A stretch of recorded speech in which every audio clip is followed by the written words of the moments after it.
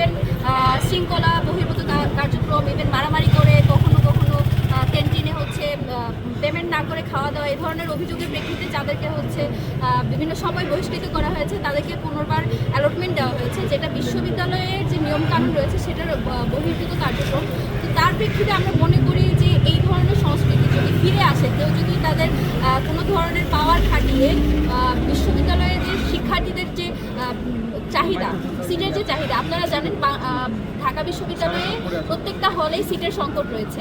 আমাদের কাছে প্রত্যেক দিন ডাকসুর অফিসে অন্তত 10 থেকে 15 জন আসে যারা সিট এখনো পর্যন্ত যাদের সিট এনশিওর করতে পারিনি আমরা। বিশ্ববিদ্যালয়ের প্রশাসন বা আমরা যে কোনোভাবে চেষ্টা করেও পারছি না, বারবার এখানে সেখানে আমাদের দৌড়াদৌড়ি করা লাগছে। সেই জায়গায় যখন আপনি নিয়ম বহির্ভূতভাবে যারা আসলে সিটের সবচেয়ে বেশি নিড, যাদের আমাদের দেওয়ার সিস্টেম হচ্ছে যাদের নিড বেসিসে, যাদের সিটের প্রয়োজনীয়তা বেশি, যাদের মেরিটের দিক থেকে যারা আগানো তাদেরকে সিট দেওয়ার নিয়ম।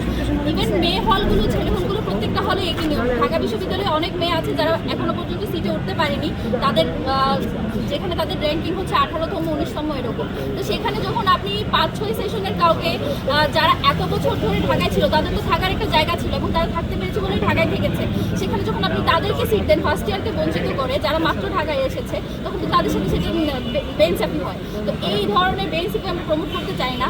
আমাদের